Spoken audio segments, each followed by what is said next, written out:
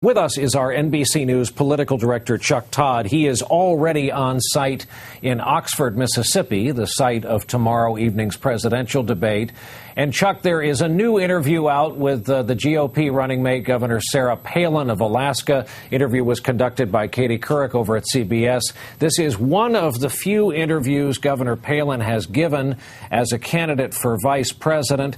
And you and I will play this clip. This clip will be all over by tomorrow. We'll play this clip and talk about it. Specifically, this is about Russia and her foreign policy experience. You've cited Alaska's proximity to Russia as part of your foreign policy experience. What did you mean by that? That Alaska has a very narrow maritime border between a foreign country, Russia, and on our other side, the land boundary that we have with Canada. It's funny that a comment like that was kind of made to, I don't know, reporters. Mocked? Yeah, mocked, I guess that's the word, yeah.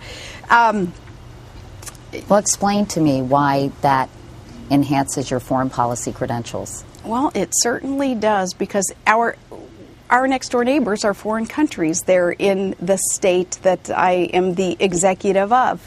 And have you ever been Russia. Involved with any negotiations, for example, with the Russians? We have trade missions back and forth. We do.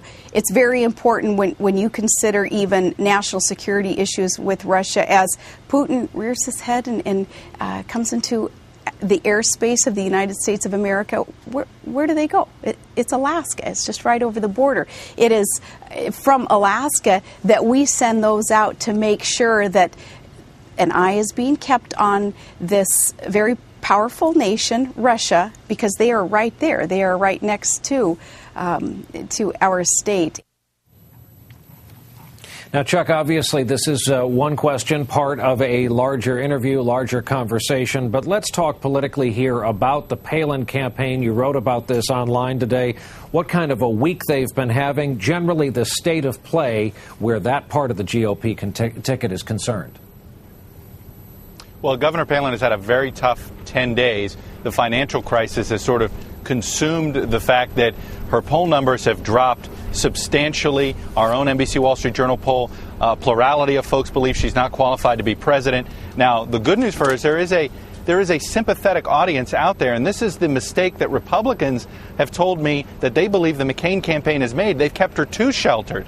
They've allowed the fact that these very few interviews have become overanalyzed.